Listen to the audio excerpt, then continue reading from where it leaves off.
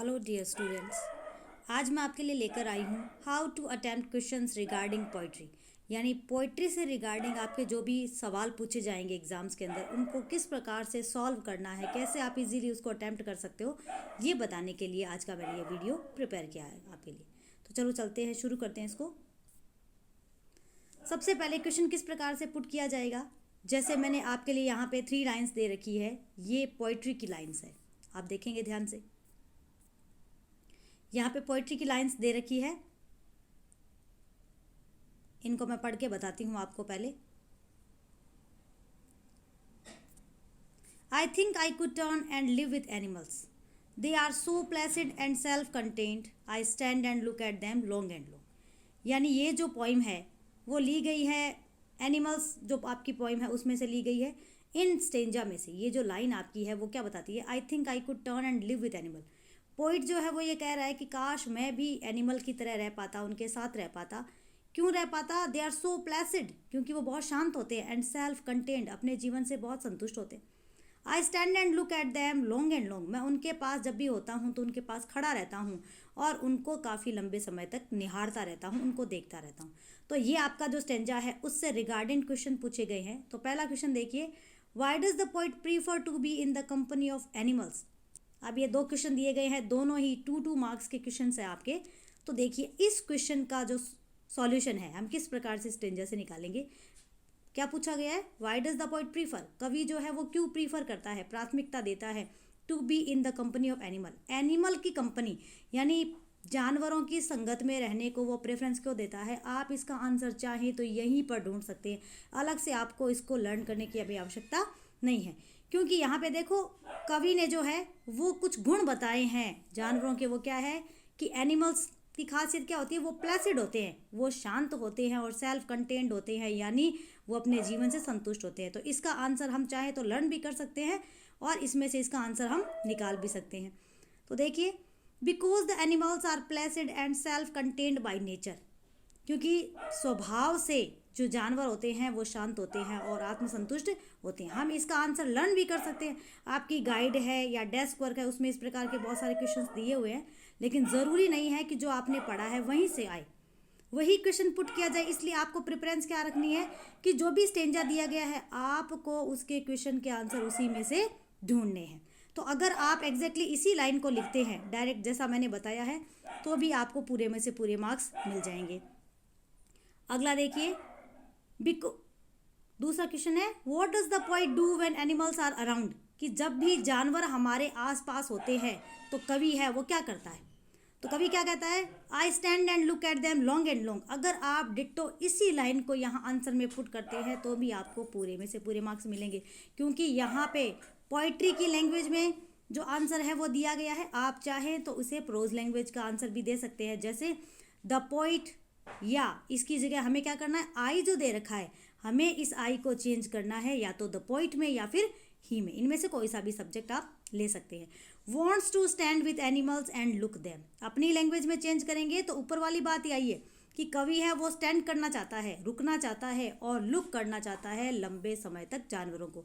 तो चाहे तो इसका आंसर यहाँ से भी ले सकते हैं और अगर आप उसको अपनी लैंग्वेज में कन्वर्ट कर सकते हैं तो वो भी कर सकते हैं। नेक्स्ट देखिए, अगली पॉइंट मैंने दी आपके लिए, but if it had to perish twice. ये जो फायर एंड आइस वाली पोइम है वहाँ से लिया गया है और आपको हमेशा याद रखना चाहिए कि जो भी पोइम आई है उसका राइटर जो है, उसका पोइट जो है, उसका नाम आपको ज़रूर पता हो, क्योंकि पोइट के बारे में भी बहुत सारी बातें पूछी जाती है। पोइट का नाम आपसे पूछ सकते हैं, तो इसका जो राइटर है वो है Robert Frost. But if it had to perish twice, अब इट किसके लिए आया हुआ है? वर्ल्ड के लिए आया हुआ है कि दुनिया जो है अगर वो पैरिश होती है, पैरिश का मतलब है डेस्ट्रॉय, अगर वो नष्ट होती है ट्वाइस, 2 बार अगर दुनिया नष्ट होती है, आई think I know enough of hate, तो मुझे लगता है कि दुनिया में इतनी हेट है, इतनी नफरत है, वो पर्याप्त है इसकी नष्ट होने के लिए। To say that for destruction ice, यानी कवि कहता है कि अगर मैं कहूँ कि दुनिया के डिस्ट्रक्शन के लिए आइस जो है, आइस किसको कह रहा है? वो हेट को कह रहा है। आइस का मतलब है कोल्डनेस, और कोल्डनेस का मतलब नफरत से ही होता है कि इतनी आइस भरी हुई है दुनिया में जो दुनिया के डिस्ट्रक्शन के लिए काफ़ी है।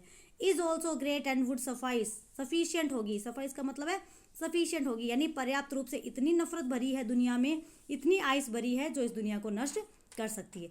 अब देखिए आपके क्वेश्चंस मैं बताती हूँ।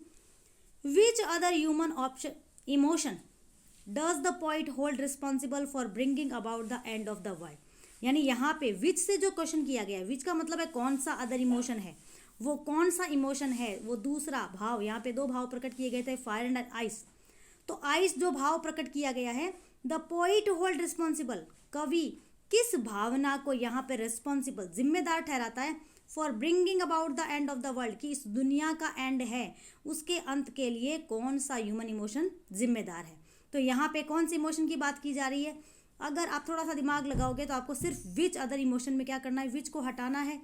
और जब भी हम क्वेश्चन पुट करते हैं तो आपको पता होगा कि डू, डज या फिर डिड, इस प्रकार की हेल्पिंग ला करके हम क्वेश्चन क्रिएट करते हैं।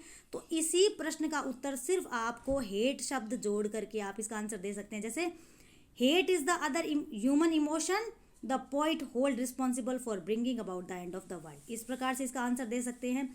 और अगर आप सीधा विच अदर इमोशन जो है इसको सीधा हेट भी लिख देते हैं कि भाई वो इमोशन है वो कौन सा है, the human emotion is hate, कि मानव का हेट जो है, उसकी जो नफरत है, उसकी जो हेट्रेड है, नफरत की जो भावना है, वही काफ़ी है उस दुनिया के नष्ट होने के लिए।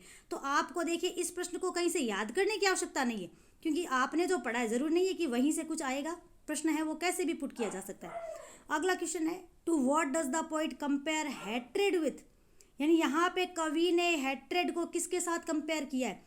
मानव का जो हैट्रेड है, यानी जो घृणा की भावना है, उसकी तुलना यहाँ पे किससे की गई है? आइस से की गई है।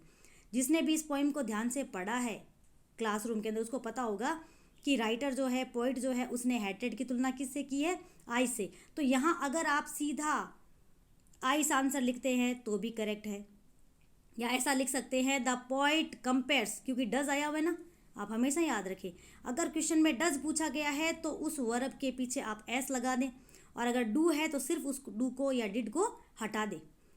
The poet compares hatred with ice, इतना लिखते ही आपका पूरा का पूरा आंसर सही है, और आपके 2 में से 2 मार्क्स है वो पूरे में से पूरे मार्क्स आपको मिल जाएंगे। इस प्रकार से पोइट्री सेक्शन के ये जो 2 पोइम के क्वेश्चन पूछे जाएंगे, 2 पोइम आएगी और दोनों पोइम के 2-2 क्वेश्चन पूछे जाएंगे।